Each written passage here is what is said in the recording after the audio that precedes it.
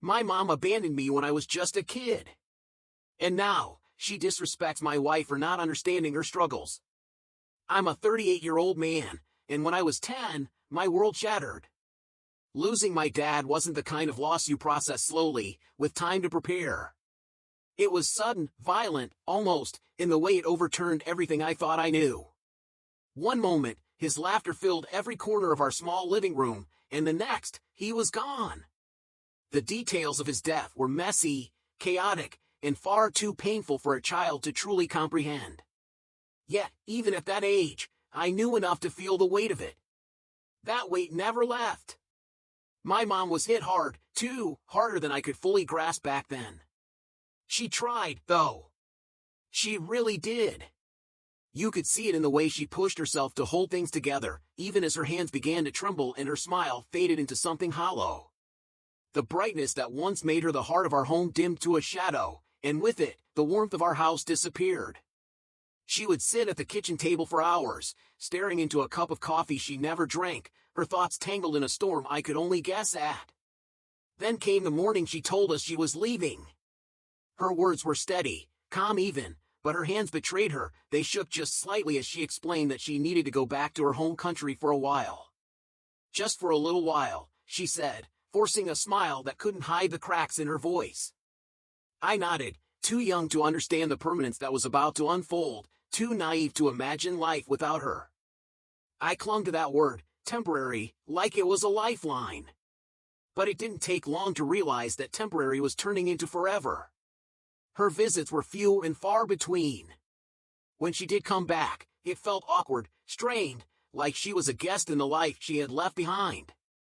There was a sadness in her eyes, yes, but also guilt, a thick, unspoken weight that hung between us.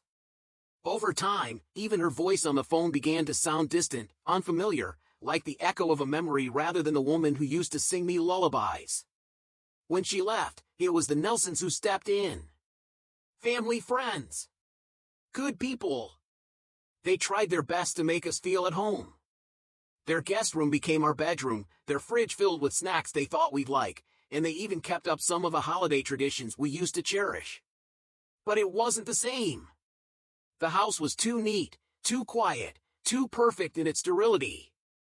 At night, lying in that unfamiliar bed, I'd stare at the ceiling, wondering if my mom missed us. Did she miss me? What if I had been easier to deal with, quieter, less of a hassle? Would she have stayed? Those thoughts consumed me, especially in the quiet hours. Sometimes Mrs. Nelson would hear me crying and come sit by my bed, her soft voice whispering reassurances I desperately needed but could never fully believe. As kind as she wasn't my mom. No one could be. That experience shaped how I am as a parent. I swore I'd never let my kids feel the kind of absence I felt. I might go overboard sometimes, being too protective or overly involved, but it's only because I want them to feel secure. I want them to know, without a shadow of a doubt, that I'm always there for them. As an adult, I understand my mom's grief better. I can rationalize it, see that she was just trying to cope in the only way she knew how. But that doesn't erase the pain. The resentment lingers, even now, alongside a love that feels complicated, messy, and unfinished. When I met my wife in college, I never imagined she'd be the one to help me untangle all of this. It started with a shared disdain for economics 101, and before long, coffee turned into dinner, and dinner into late-night talks where we bared our souls. Telling her about my mom was one of the hardest things I've ever done. But she listened, her eyes full of a quiet understanding that soothed me in a way I hadn't felt in years. She didn't judge, she didn't pity. She just held my hand and shared her own story of loss, a different kind of pain but one that echoed my own. It was then I realized she wasn't just my partner, she was my ally. My safe place. But my mom? She's still a thorny subject. My wife is kind and supportive, but she struggles to reconcile the woman she's met, the one who abandoned her children, with the person I've spent a lifetime trying to understand. And honestly, so do I. It was an emotional tightrope, navigating the complex threads of love, resentment, and family ties. My father's death had left my mom grieving, a shadow of herself. She seemed lost without him, and when she left, it wasn't out of a lack of love for us but a desperate need to heal. I knew this, understood it even, but the gap her absence created wasn't just in my life, it rippled into my marriage, reshaping dynamics in ways I hadn't foreseen. To my wife, who views family as an unbreakable bond, my mother's decision to leave was incomprehensible. It wasn't something she could reconcile, though she was never rude about it. She wasn't dismissive of the relationship I maintained with my mom either. If anything, she supported it, encouraging my calls, suggesting gifts for Mother's Day, and urging me to visit. Yet, a polite, unspoken boundary always existed between them. At gatherings or dinners, my wife's demeanor was courteous but distant, her interactions measured, as though silently protecting herself from something unspoken. "I'm here for you," she'd whisper during those tense family meals, her hand squeezing mine beneath the table. It wasn't defiance but a quiet resolve to set limits for her own well-being. I often found myself caught in the middle, translating emotions and smoothing over invisible rifts. To my mom, I framed my wife's distance as protectiveness, softening the edges of what might otherwise feel like rejection. To my wife, I'd remind her of my mother's regrets, hoping to spark empathy where bitterness might have taken root. It was a delicate, exhausting balance that had become part of our rhythm. When I planned another trip home for the kids to see their grandmother, my wife's demanding schedule kept her behind. She was encouraging, even insistent, but I could sense her relief at not having to face the tension that came with these visits. My mom, while understanding on the surface, couldn't hide her disappointment when I explained. Still, she threw herself into the visit, making it memorable for the kids. Parks, museums, shared meals, she was determined to create moments that made up for lost time. Watching her with my children, I saw glimpses of the mother I had once known before grief and circumstances had changed everything. The evening started pleasantly enough. Familiar laughter echoed from the kitchen, where my aunt prepared a meal that smelled of childhood memories. The air was warm with nostalgia, but the weight of the past lingered just beneath the surface. The kids, exhausted from the day, fell asleep quickly, leaving me free to join the adults downstairs. As I approached the kitchen, the sound of my wife's name stopped me cold. I hesitated in the dim stairwell, the words tumbling from my aunt's mouth like sharp-edged stones. "She thinks she's too good for us," my aunt said, her tone heavy with resentment. A clink of glass, my mom, perhaps nodding in agreement, followed by her softer voice. "Yes, but don't bring it up around him. She's a snob, but it's not worth the argument." The knot in my stomach tightened as I listened, unseen. My wife, who had always been careful, thoughtful even, in how she interacted with my family, how could they misunderstand her so deeply? Her restraint was out of respect, not superiority. She tried so hard to connect in ways that might bridge the gap between our worlds. Hearing their words felt like a betrayal, a heat rising in my chest that I couldn't ignore. My mom glanced up and saw me. The conversation snapped off, guilt flickering across her face. I stepped into the room, my voice steadier than I felt. "I heard what you said." My aunt dismissed it as a slip of the tongue, but the damage was done. The warmth in the room evaporated, replaced by a chill that settled deep in my bones. I explained, sharply, perhaps too sharply, that my wife's hesitations were born of caution, not arrogance. She wasn't looking down on anyone, she was trying to navigate a world vastly different from her own. My mom, apologetic, tried to soothe the tension, but the words lingered, like smoke that refused to dissipate. I shared my wife's fears, her efforts to fit in, and the quiet ways she had tried to bridge the divide. My aunt remained defiant, her expression a mix of disbelief and frustration. "She doesn't act like one of us because she thinks she's better," she said bluntly. "That's not it," I countered, the frustration thick in my voice. "You're misinterpreting her caution as contempt. She's trying her best." My mom, softer now, conceded with hesitation. "Maybe we misjudged her," she admitted, but the atmosphere remained heavy. Eventually, I retreated upstairs, their words echoing in my mind.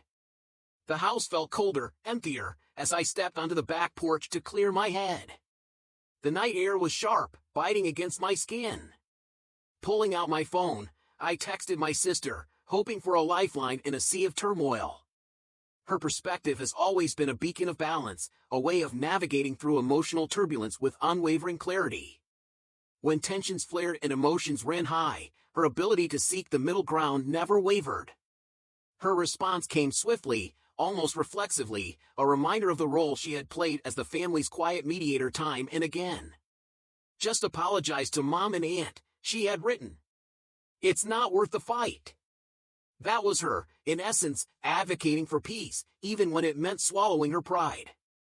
I stared at the glow of her message in the dimly lit room, her words lingering.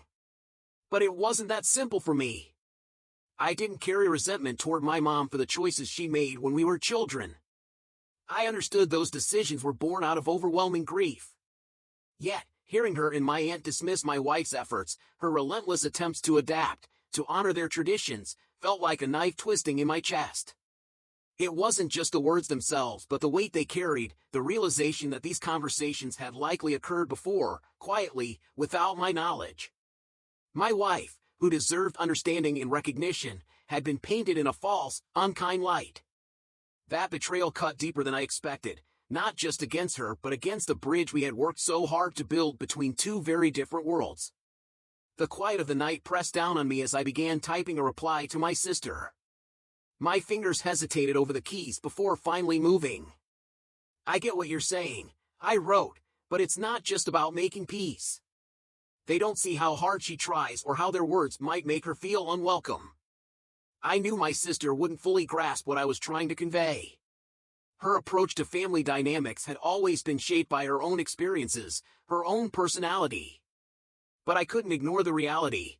I needed to confront this issue with Mom and my aunt eventually. Not with an apology to smooth things over temporarily, but with honesty, to make it clear that their preconceived notions about my wife were unfair and deeply hurtful. The house was enveloped in silence, save for the occasional bark of a dog in the distance and the low, steady hum of the refrigerator. The tension from earlier lingered like an invisible storm, thick and suffocating. Alone in the modest guest room we were staying in, I replayed the evening in my mind on a loop.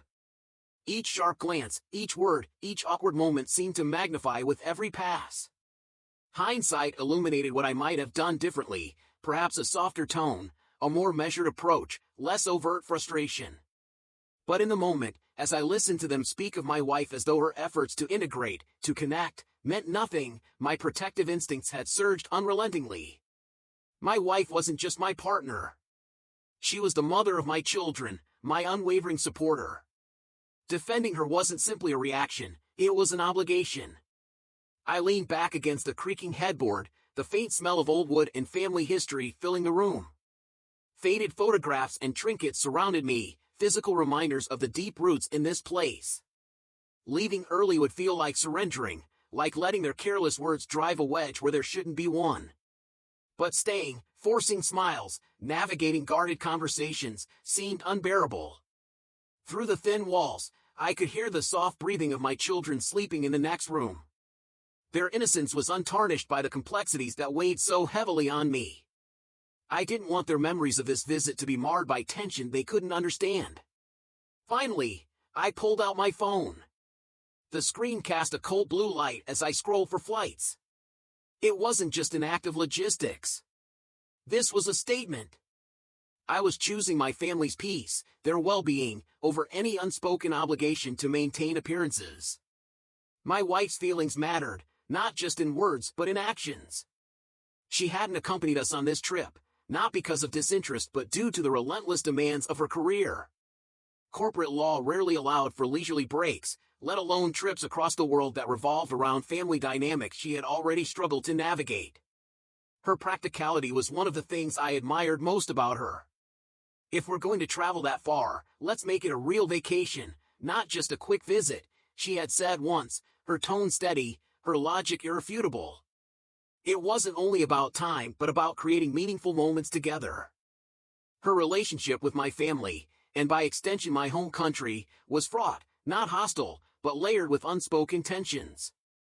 The stark difference in their worlds often left her feeling isolated. My mother's unfiltered opinions clashed with the tact and nuance my wife was accustomed to. Yet my wife had always extended warmth and hospitality. When my mother visited, she ensured every detail was seen to with care, from meals to pleasant conversations. There was no animosity, just a conscious effort to maintain peace. Early in our relationship, as we moved from casual to committed, I asked her about her hesitations. Her answer was clear, devoid of malice. My mother's absence during my childhood had shaped her perspective. She saw the potential complexities and chose to tread carefully. It's about reducing stress, she had said with quiet conviction. So we can enjoy our time together as a family when it happens. Her reasoning resonated more as the years passed, and as I became a father. I understood the weight of her values, the importance of stability, of presence.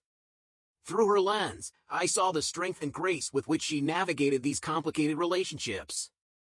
It deepened my respect for her, even as it made the gap between my family and hers all the more apparent. The weight of her words pressed into my shoulder as her muffled voice whispered, "Tell them Grandma thinks about them every day." The image of my mother standing in the doorway lingered in my rearview mirror as I drove away, her figure framed by the soft glow of the porch light, a mix of longing and sadness etched into her face.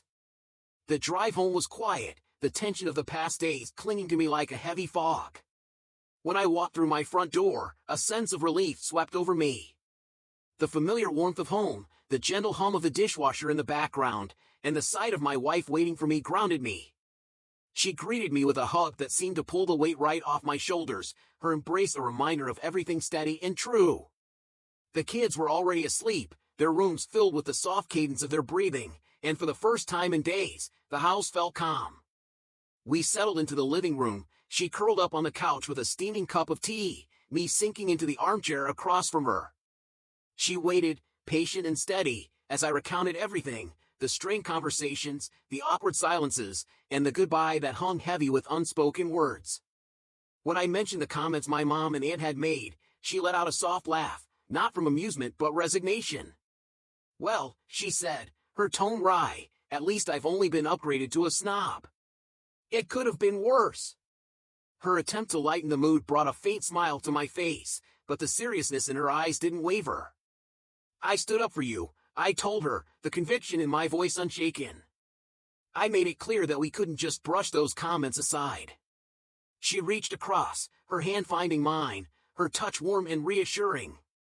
"Thank you," she said, her voice steady and heartfelt. "It means a lot, not just that you stood up for me, but that you're thinking about what this means for us as a family." We talked about the future, about what this would mean for my relationship with my mom. "I think we need some space," I admitted, the words feeling both necessary and painful. "I still want her in our lives, but our family, our immediate family, has to come first." My wife nodded, her understanding written across her face. "I support whatever you need to do," she said, her voice firm with quiet strength. "Just know, whatever distance you need to put, I'm here for you. We're in this together." Her reassurance steadied me, making the path ahead seem a little clearer. "I think it's the best thing for now," I said, my resolve growing. "It'll give everyone time to reflect and, hopefully, heal." Her smile was soft but full of pride. "I'm proud of you," she said. "Standing up to family isn't easy, but you're doing what's best for us. That's what matters." Months have passed since that charge visit, and life has settled into a comfortable rhythm. The kids are thriving, blissfully unaware of the complexities that sometimes shadow adult relationships. My wife and I find solace in the simplicity of our routines, school runs, weekend soccer games, the small rituals that make up the fabric of our lives. Despite the undercurrents of that trip, our home feels solid, anchored. I've kept in touch with my mom, calling her every few weeks, but each conversation feels like a careful dance around unspoken tension. Her voice carries a tightness that wasn't there before, and long pauses stretch where our words used to flow freely. It's clear she's still processing the boundaries I've set, perhaps even feeling isolated by them. My sister, ever the peacemaker, shares updates during our calls.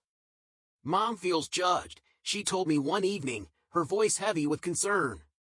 "Not just by what happened during your visit, but by the echo of her past decisions." She's still hurting. Grief is strange, malleable, it touches everyone differently. I hope, with time, my mom will see this isn't about judgment but about understanding and respecting boundaries. As much as I want my kids to have a relationship with their grandmother, I'm acutely aware of the need to protect my wife's emotional well-being. She's been endlessly supportive, but I know this has been hard on her too. The balance is delicate, trying to navigate these waters without capsizing anyone in the process. Becoming a father has reshaped my perspective on family. My children have opened chambers in my heart I didn't know existed, filled with deeper empathy and a fierce protectiveness. Watching my wife as a mother only deepens this, her love for our children boundless and unwavering. The thought of my kids facing life without her is something I can't even bear to imagine, it sends a cold shiver down my spine. It's this visceral fear, this instinct to shield and protect, that helps me understand her need for boundaries.